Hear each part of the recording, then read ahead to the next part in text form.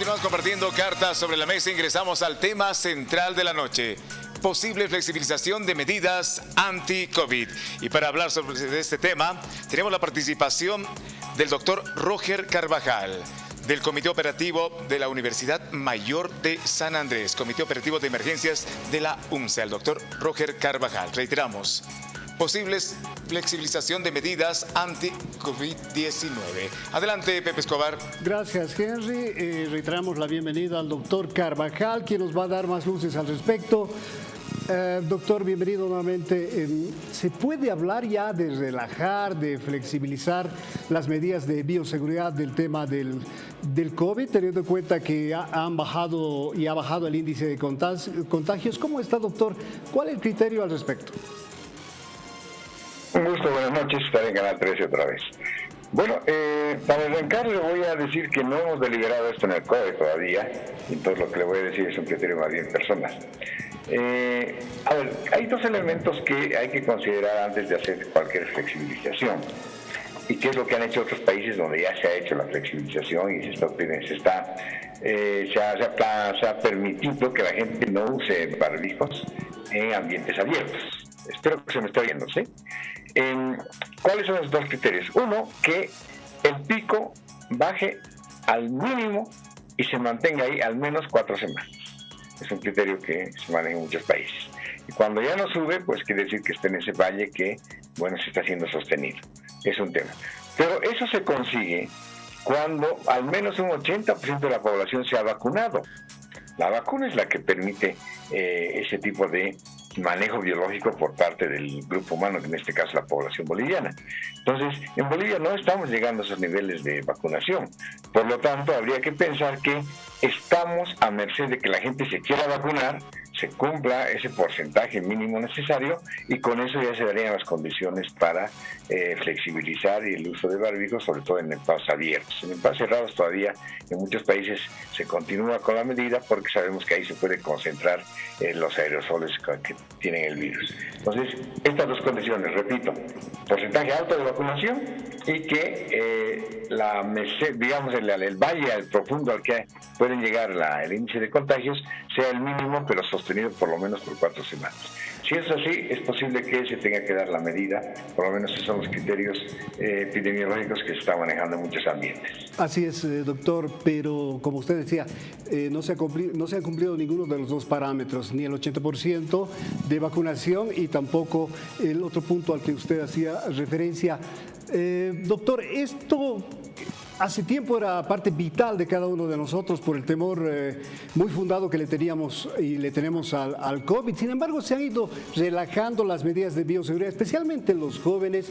Uno puede apreciar que prácticamente caminan sin barbijo, no utilizan alcohol, las medidas de bioseguridad. En el trópico, en el subtrópico paceño hemos podido percibir a través de un viaje último que prácticamente no existe la posibilidad de que la gente utilice barbijo, seguramente por el calor. Esto va a complicar un poco el tema, teniendo en cuenta que no hemos llegado a este descenso en las 4 semanas que usted hacía referencia. Bueno, hay que considerar que para las nuevas variantes, la BA4, BA5, la gente ha tomado conocimiento de que en la mayor parte de los casos no ha habido enfermedad grave y no han habido internaciones. Y las muertes han sido muy pocos casos y generalmente con enfermedades de base. Entonces eso la gente percibe, se da cuenta y le ha perdido el miedo, llamémoslo, de la enfermedad. Antes sabían de que cualquiera podía morir, ser parte de esta catástrofe, pero ahora saben de que esto es mínimo. Por lo tanto, también eso conduce a relajamiento como una conducta personal. Entonces la gente se acerca más, la gente está en los restaurantes, en las fiestas, tomando el mismo vaso, y como ven que esto no se eleva, no ven muertos, entonces se quedan así todos tranquilos. Pero hay que recordar que esta conducta puede llevarnos a un nuevo pico. Entonces, ¿qué hacer para que no haya un nuevo pico? Pues no relajar, por lo menos en tiempo necesario, 2-3 meses más, Y ahora sí, haríamos que esa disminución sea sostenida y sea realmente consistente con los hechos biológicos. El virus ya estaría en una condición de endemia simplemente, donde cada quien se va a ir contagiando a lo largo del tiempo como la gripe y va a ir resolviendo el problema, siempre y cuando cada cierto tiempo nos estemos vacunando todos. Esa sería la nueva condición. Por eso es que la gente tiene que mantener todavía un buen tiempo estos cuidados y tener para que no haya el otro pico.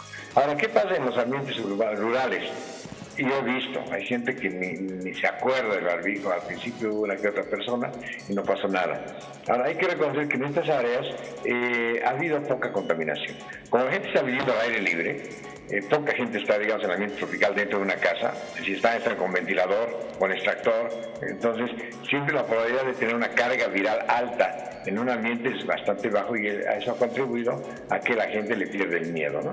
Estábamos la otra vez en Puerto Plata, por allá el calor es tan grande que la gente no puede aguantar el barbijo, pero de hecho la probabilidad de que esté el virus ahí en un ambiente tan abierto, la gente hace inclusive su vida cotidiana en las calles, en los patios, en los restaurantes, todos son abiertos. Entonces eso también es un elemento que ha contribuido a que no se dé esa diseminación tan masiva como es en las ciudades, ¿verdad? En los bancos, en los supermercados, es otro ambiente. Entonces yo creo que por ahí es el hecho que justifica, y por lo tanto le han perdido el miedo y no está ocurriendo eso que aquí ha ocurrido en su momento.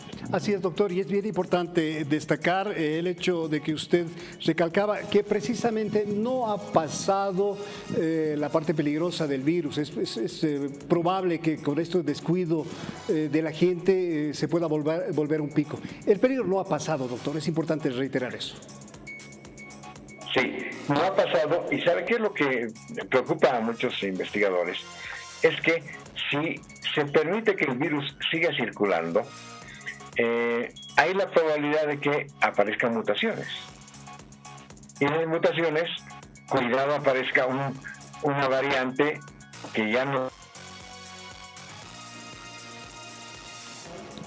Tenemos algún problema con el servicio de internet, esperamos retomar la comunicación con el doctor Carvajal en los siguientes minutos, pero es importante reiterar, amables televidentes, no descuiden, no dejen de utilizar el barbijo, por más incomodidad que produzca. Bueno, ya han pasado 2 años de la pandemia y definitivamente nos hemos ido acostumbrando. Siempre estamos sujetos a la idea de que aparezca una variante patogénica, eso no se puede. Bueno, ya estamos en contacto nuevamente con el doctor. Las siguientes vacunas, la nueva generación de vacunas, que van a ser vía olfativa, o sea, va a ser inhalada, va a tener mayor capacidad para controlar la infección in situ, o sea, en el lugar donde entra el virus. Ahora, la infección con las vacunas se controla en el interior del organismo y hay la posibilidad de que siga el virus proliferando en los tejidos de las vías respiratorias altas.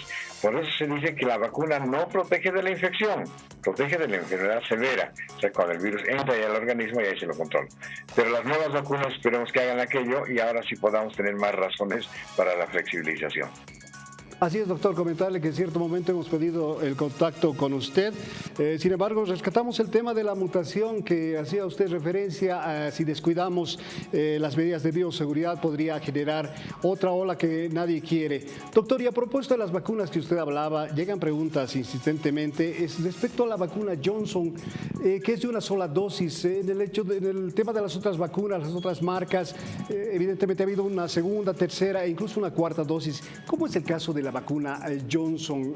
Como es dosis única, ¿requiere un refuerzo? ¿Cuál es la situación? Y de ser así, ¿en qué tiempo prudente debería darse? Sí, la vacuna Johnson & Johnson era una sola dosis al inicio, pero como se ha ido viendo que en el tiempo se requiere reforzar, entonces aún los que tenían vacuna de Johnson & Johnson han tenido que reforzarse, y preferentemente con otras vacunas, porque a medida que sea diferente la plataforma que utiliza la vacuna, hay una respuesta más poderosa. Entonces, se ha ido recomendando a la gente que se haga una segunda y una tercera dosis con otras vacunas, y así está el escenario actual.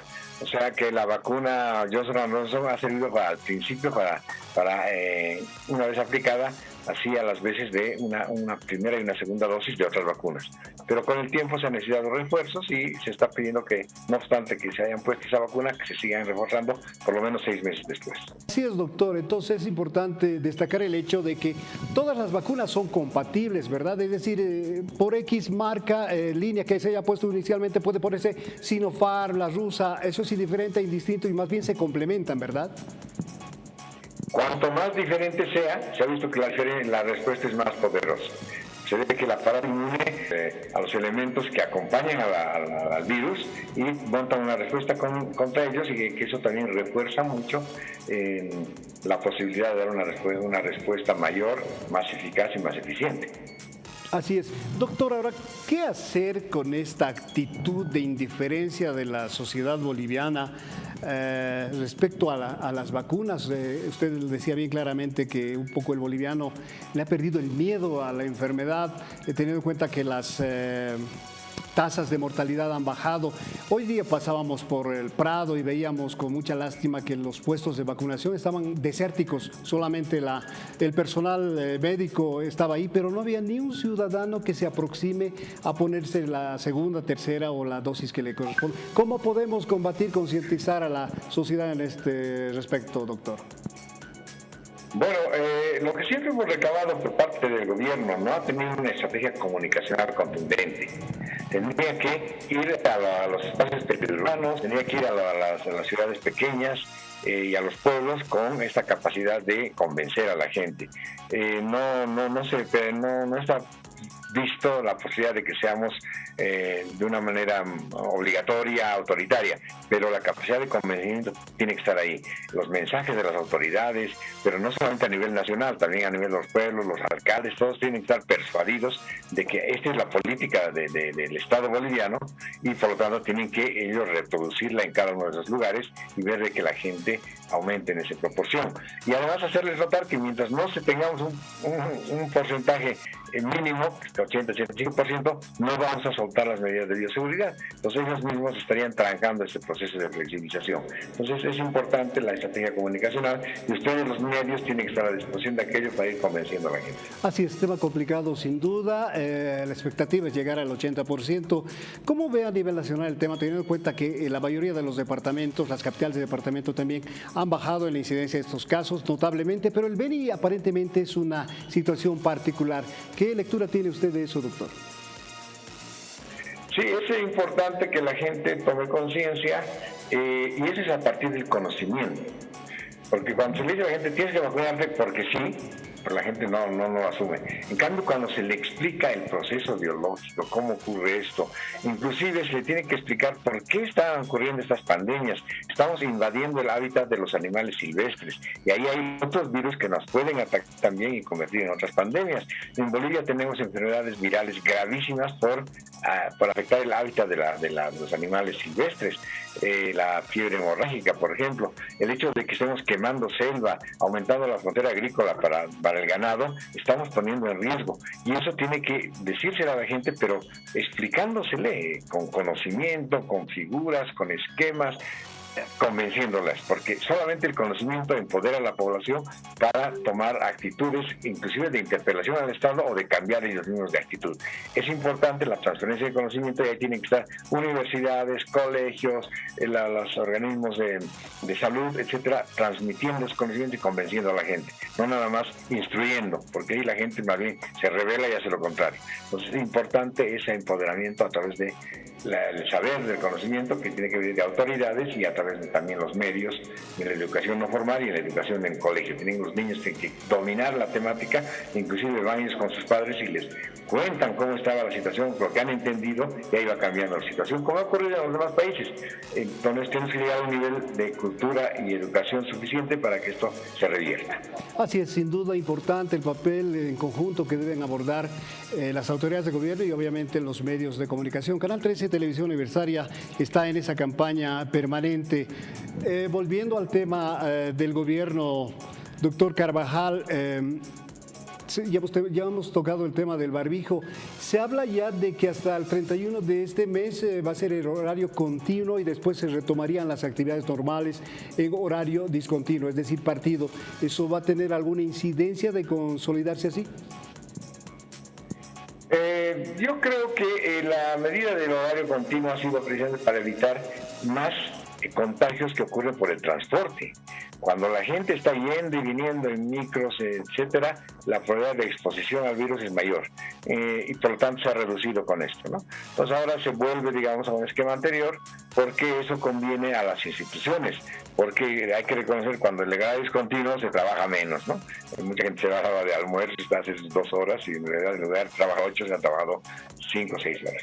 Entonces conviene para motivos de que las instituciones funcionen, volver al horario normal, siempre y cuando se sigan manteniendo las medidas de bioseguridad el tiempo que se defina a nivel estatal, que seguramente el gobierno no lo va a hacer porque sí, va a tener que consultar con las instancias académicas y espero que en este caso el COE departamental, el COE municipal, el COE de la UNCLA, todos entren en conjunto para tomar una medida mucho más meditada y con los antecedentes cumplidos. Así es, y parece ser la medida más efectiva y recomendable.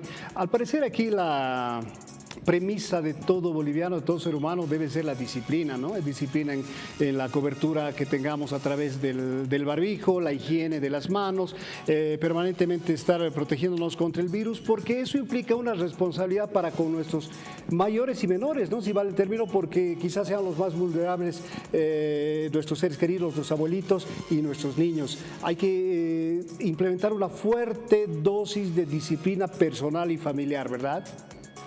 De conciencia, o sea, la información genera conocimiento, el conocimiento genera conciencia y la conciencia genera un cambio de actitud.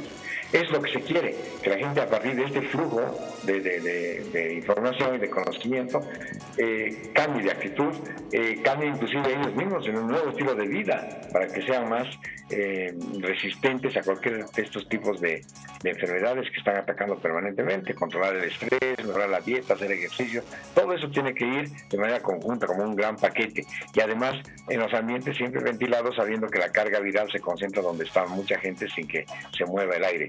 En todo caso, si la gente conoce todo esto, va a tener un cambio de actitud y eso depende de la educación no formal y la formal, como habíamos dicho antes. Doctor, le propongo ir al reflejo de la ciudadanía, del sentir ciudadano, a través de lo que dice un sondeo que hemos logrado aquí en Canal 13 Televisión Universitaria. Esto es lo que hemos conseguido. A ver.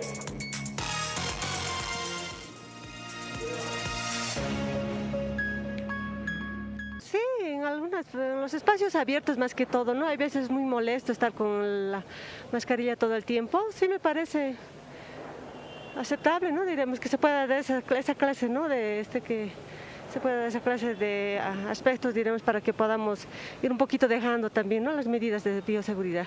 No, me parece que todavía es un tema que debería preocuparnos y por el cual deberíamos cuidarnos.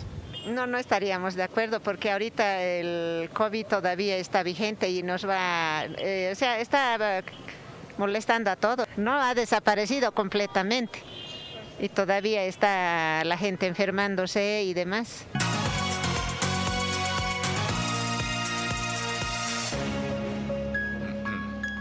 Bueno, usted hacía referencia a la conciencia y se ha reflejado en esto precisamente. La gente no está de acuerdo en que se establezca la modalidad de ya caminar sin barbijo, aunque sea en espacios públicos. Estamos cuidándonos todos, pero queremos mejorar esta situación, doctor. Pero eso que mostraron es un ambiente universitario. ¿Qué pasa en la periferia? Hay que ver. Ahí es donde tendría que incidirse mayormente para convencer a la gente que es importante el cuidado, que somos un bloque humano, el conjunto. Tenemos que cuidarnos unos a otros, no pensar aquellos, nosotros, todos somos juntos. Y ese tipo de conciencia también es parte de una política que todavía nos está dando. Así es, hay que trabajar en ello sin duda alguna a través de los medios de comunicación y las campañas del gobierno. Doctor, ahora le propongo escuchar lo que ha dicho la gente, es decir, ver lo que ha dicho la gente a través de nuestras redes sociales. Henry, tenemos este material. Exactamente, agradecemos a la gente que observa Cartas sobre la Mesa, comunica y da respuesta a la consulta. Atención. Buenas noches, Cartas sobre la Mesa. En mi opinión, creo que es una falta de información bajar las medidas de protección contra el COVID. Gracias a las medidas de bioseguridad en todo este tiempo, hay que admitir que hubo menos casos de resfríos en niños y en mayor parte de la población. Siguiente comentario. Sería meternos la soga al cuello si flexibilizamos las medidas, ya que a nuestra gente aún no se pone la dosis de vacuna correspondiente. Buenas noches, saludos desde El Alto. Buenas noches, Cartas sobre la Mesa. Las medidas de bioseguridad deberían seguir implementándose, por lo menos en espacios cerrados, como los de los minibuses. El ambiente pesado y con tan poca ventilación no ayuda a prevenir la enfermedad. Siguiente comentario. Lamentablemente, la negligencia de varias personas provoca la desgracia de otros. Recordemos que no debemos dejar nuestras medidas de bioseguridad. Seamos más conscientes, sobre todo por las personas de la tercera edad. Buenas noches, Cartas sobre la Mesa. La población ya está perdiendo el hábito del uso del barbijo y el alcohol en gel. Incluso en algunos lugares está quedando el barbijo al olvido. La flexibilización debería ser solo en lugares abiertos y no en ambientes cerrados. Buenas noches, no estoy de acuerdo ya que la enfermedad puede retornar y como estamos viendo, este virus va evolucionando, va mutando. Además, ya existen otros virus que se están originando en otros continentes y puede llegar al país. Tenemos que estar prevenidos y no descuidarnos. Lamentablemente no hay un trabajo de coordinación serio ni para hablar de la salud. Todo tiene su tinte político. Si el Ministerio de Salud da a conocer algún dato o sugerencia, la alcaldía se opone, la gobernación lo propio. Les pediría a las autoridades actuar de manera responsable. Se trata de nuestra salud y dejen de politizar el tema del COVID. Y a los medios de comunicación investiguen qué pasó con los respiradores. Son las respuestas que nos han llegado, comentarios a nuestra línea de WhatsApp aquí en Cartas sobre la Mesa. Muy bien, gracias, Henry. Doctor, ¿cómo ve las respuestas de la gente en la red? Sí, yo creo que hay más gente consciente, hay más conocimiento circulando y eso es interesante. Pero no son todos, ya sabemos que solo algunos están en este afán. Deberíamos llegar a los lugares donde no se está dando este tipo de comunicación. Y esa es la idea mayor, pedirle al gobierno, a los municipios, a las universidades, todos que lleguen a esos ámbitos donde posiblemente se conviertan en lugares donde vaya a reproducirse el virus y no vaya a ser que son lugares donde mute. Entonces ahí es donde hay que incidir fundamentalmente, en los espacios periurbanos y en la población rural. Doctor, aquella persona que no haya recibido ninguna dosis de la vacuna, sea de diferente línea, es absolutamente vulnerable a la enfermedad. Todavía hablamos de mortalidad en ese caso, ¿verdad? Bueno, la estadística que hemos hecho en la UNSA está muy clara. Las personas que se han internado son aquellas que no han recibido ninguna dosis.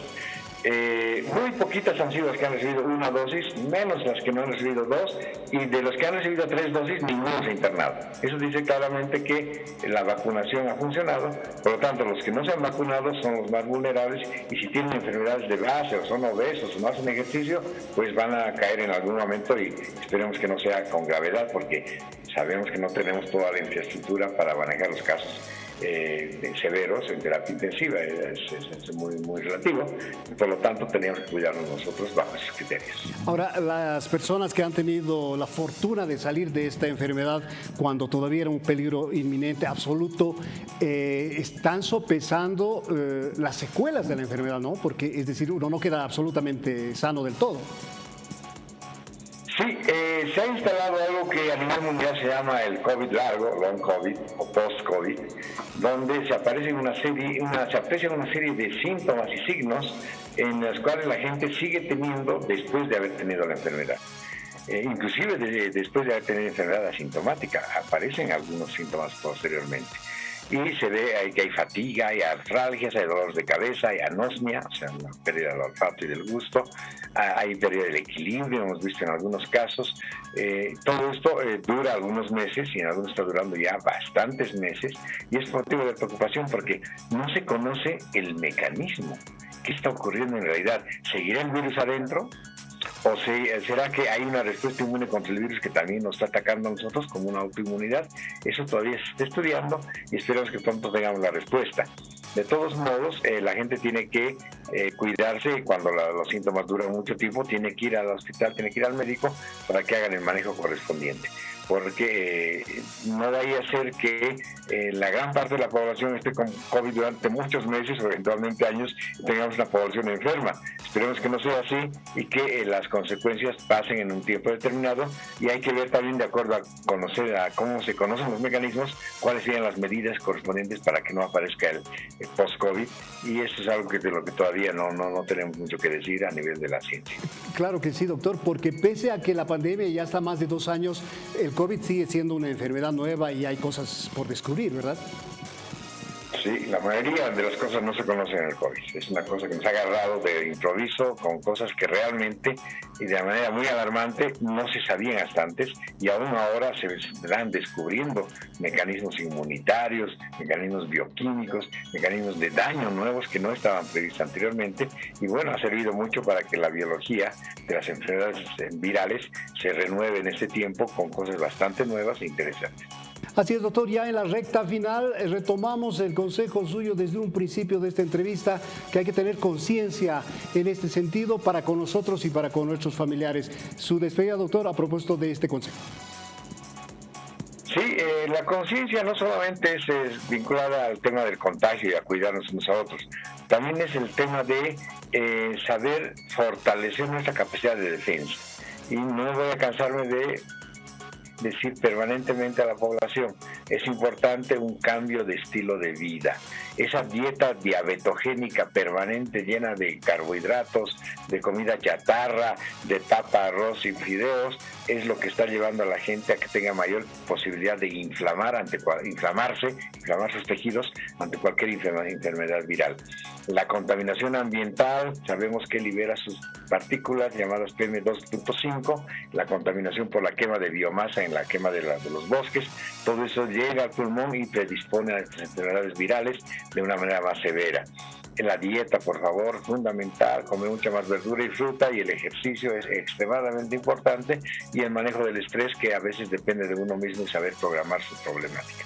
Todo esto hay que hacerlo permanentemente, y vamos a ver cómo una población mucho más fortalecida maneja mejor estas enfermedades que siempre son peligrosas.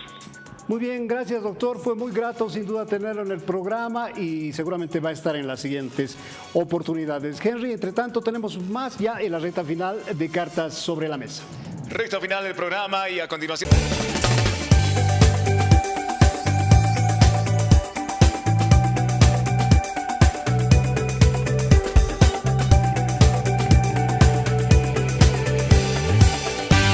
TVU. Televisión para ti.